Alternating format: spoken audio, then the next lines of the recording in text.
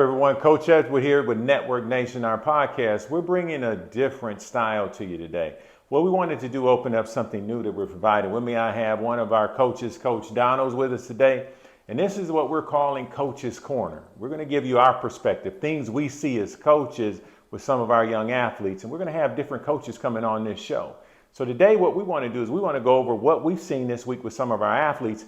Especially, we have something called speed school and development with athletes. Everyone thinks speed is all about just running, but it's more than that. They think it's just something that we can just add into something, but it's bigger than just speed. We're going to go over it today.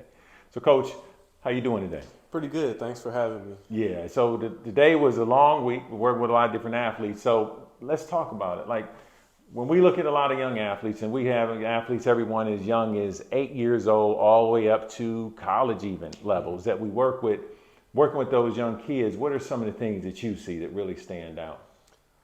Just the lack of the technique, just not being able to do a lot of the things that they should be able to do at the age that they're at. With speed school, we see a lot of kids, the hands aren't in the right places, they're all over the place a little wild, or they might not be driving their legs how they should. So we do go over all of that to try to fix it and correct things that we see. So Right, and Coach is right. I know one of the issues that I won't even call it issues. At a young age, they won't know it. They're learning a new neuromuscular pattern. It's their motor learning. But what parents don't realize, it's a skill. So at a young age, we're not real critical on a high level of the technical end. But what we're finding is with sports, parents come back to us. Remember the parents coming? Mm-hmm. How it's helped them even more, just getting them out there learning how to run. What I mean by that is a lot of times kids don't get to the point where they're running at max V or maximum velocity as fast as they can. So for the young kids, we like to add fun, challenging things to it, like some of the obstacles that we go through.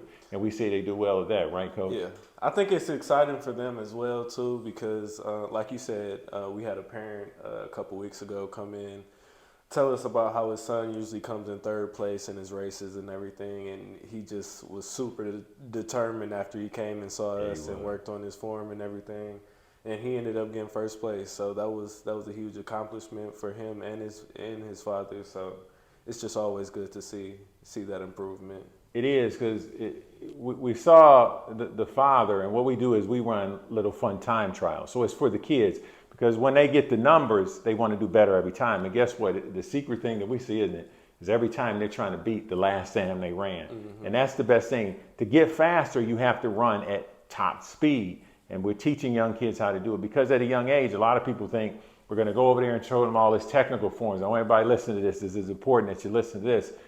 At a young age, especially we have young as what, 8? I think, young 8-year-olds. And the interesting thing is everybody tries to get real technical.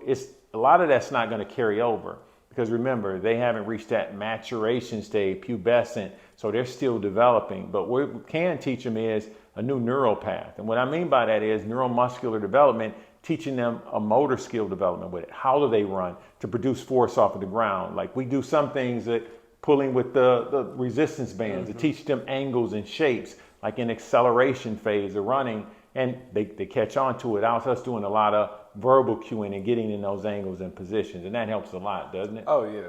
I'm happy you said that, because especially with the younger kids, it's hard to kind of picture it and understand what we're trying to get them to do.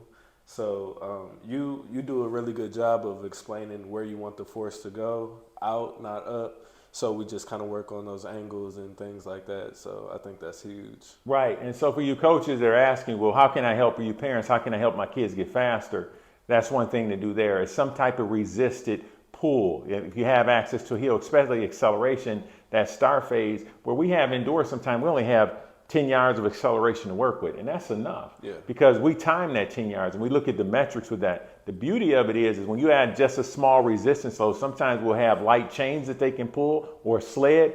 We're building that neural path. They're developing strength to put force in the ground, and we're not even verbally cueing them to correct it. Another great way to do this is if you have an angle or heel or something to run. We are fortunate enough that with training athletes, we have access to a slight incline heel. And we've seen it even with our 8th grade our thrower. There's a football player that he's really good, but he's also very, very size and strength. And we're seeing a lot of explosive power development just out of speed, which is another podcast we'll end up having, is on developing power. So stay tuned for that one. But what we noticed with him is that with us teaching these angles and these positions, he's getting faster. His mother even realized that the other day when she was talking with us. Yeah, like you said, it kind of self-corrects as well, just with the form, helping them open up, bring the knees up. Because going up that hill, you do have to bring your knees up a little more than you would on a straight incline. So, yeah, I think all those little things definitely help with the fast twitch muscles and just kind of getting that muscle memory of like, oh, I should be picking my knees up a little more. Oh, I am seeing progression in the things that I'm doing because I'm doing it this way. So right, that's good. So like what Coach is saying, some of those correctives, a lot of you don't get caught up with young kids trying to verbal cue too much because you'll lose them. At a young age, we're using these as their cheat codes on getting them better and getting them faster. Because if you deal with a lot of technical ends on dorsiflexing at the foot, keeping the knee like a tabletop, some of those things we do use, but we don't over cue it. Because think about it, if I'm 8 years old, I won't remember all of that. But things I might remember is feeling that angle, listen to certain things. We do deal with some arm mechanics, but we don't overemphasize getting too involved with explaining all these things. Now, when they get to middle school, we started to get more technical because I've had a travel track club. And if you think anyone that's done travel with track and all, those things become important, but especially when they start transitioning to high school. And with us, we have football players, we have hockey, we have soccer, we have baseball. We want to teach them how to run, but we teaching them at an age that's appropriate what to do from a technical standpoint. Just remember this, and Coach can probably attest to this. At a young age, just remember there's technical and there's physical qualities. Technical qualities can take a long time to develop. Learning going from acceleration to maximum velocity is something that takes time. So what we do is we can build the physical component of it through giving them stimulus to make them better in those areas. And as they get better in those areas, you see better in performance. Think of like even with pushing the sled, like we had a lot of the young ladies that came out to our speed school, it's been about 4 weeks ago now, time flies. And just doing that alone, it helped them bring their body angle from straight up, losing some of that power, some of that force going out. That just kind of self-correct because they had to lean forward to hold on to the sled. They had to kind of do things that probably didn't feel natural, but it is helping their form. And just a side note, the way we do our warm-ups, our dynamic warm-ups, we spend a lot of time, about 15 minutes doing that. So that is kind of the time we kind of correct a little bit, so we can just kind of refer back to it later in the workout or in the session. Like, oh, you remember how we had you do this? This is why. Or do you feel this difference in how you're doing something? And just going back to that dynamic warm-up, I feel like that helps. You seeing that, everybody? Coach caught on it as part of our methodology. It is, and I'm glad he pointed out. That's why we have our coaches. Our coaches go through our program as well with developing athletes, and Coach Donald's doing a great job. He's right. Our dynamic warm-up is our movement assessment of athletes, even at a young age. We're constantly going through, and in 15 to 20 minutes, our warm-up is part of teaching them this, because a lot of people want to go right into doing an activity. Remember, if speed is a skill, how do you learn it? By doing it what? Over and over and over again, exposing them to it, exposing them to the technique of running and having fun doing it. And this is what's interesting too. Remember, a lot of the young kids, what they'll see is one kid catch on and does real well. I've done it with even coaching track in the middle school level, is they can be kind of that teacher for the other athletes. They can give a visual versus us as adults. We have them held accountable for teaching and coaching. So as they go through it, they learn. And as they're learning, because some kids' learning curve is different than others look to that and they can learn as well. I've had a lot of success, especially with coaching track and field when it came to speed development in the 100, in the 200, in the 60-meter dash indoors. These are things that we see a lot of success with once the kids learn it. They become actually kind of a coach that helps the kids as well. They're excited too. In speed school, we saw some of the regulars who were coming consistently, that they were excited to demonstrate, I know how to do that. Oh, I remember that.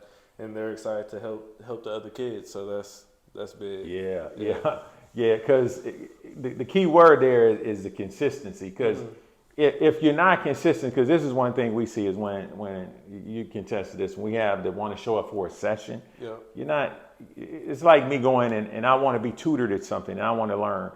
Let's say I'm trying to learn math Yeah. and multiplication or algebra.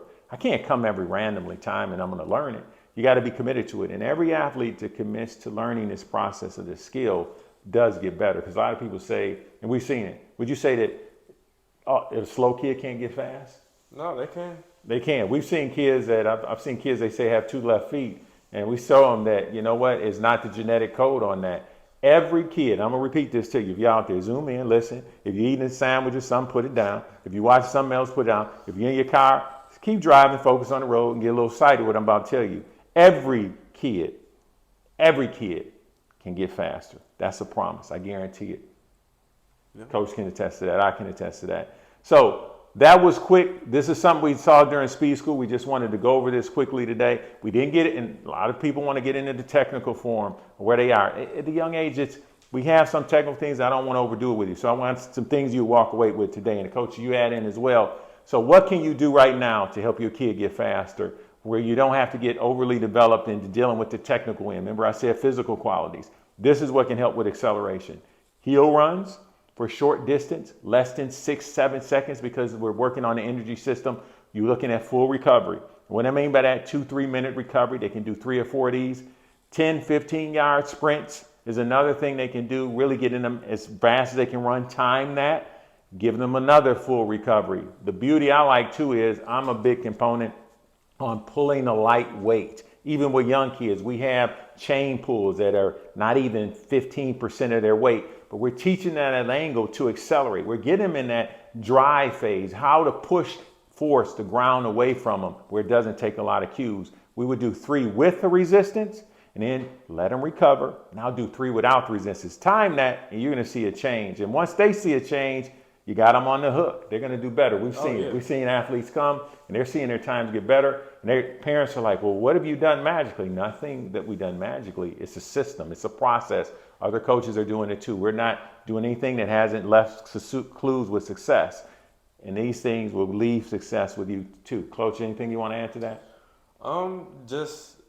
Just a drill that I really like that we do, the wall drill, where we just kind of have them get that angle on the wall, lock their hands out and arms out, and just kind of bringing the knees up, trying to drive and focus on that drive, and it really translates over when we do their sprints. And they're self-motivated once they see those numbers get lower and lower and lower. They are. We see it. And like Coach said with that wall drill, we also hold a PVC pipe showing them that angle so that now they can get an idea of what it is. Now, we're not going to overemphasize that a whole lot. We'll go through that. That's part of our warm-up now. That they feel that angle, we'll cue it, and they knowing how to drive that knee and really trajectory of the hip forward, because that's where's our power coming from, our glutes and our hamstrings. We're pushing the ground away. It gives them something that as they get older, they learn, and that catches on, especially, like I said, middle school to high school. But that's all we have for you. We're not going to get too long-winded. These are some things. Tune in. These will get better. These are things we see. Coach's Corner, a lot of us coaches here at the DYA Sports Performance Network. We call Network Nation our podcast.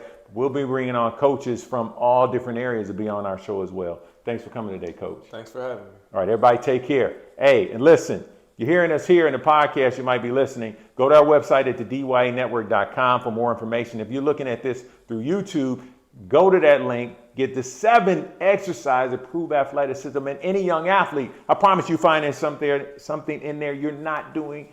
Do it today. Again, it's free. Go down there, go to that link, click on it today, get that downloadable. We also have videos demonstrating the exercise. Until next time, everybody, you know what I say. Give 100% in life pursuing your dreams and never give up. Everyone, take care.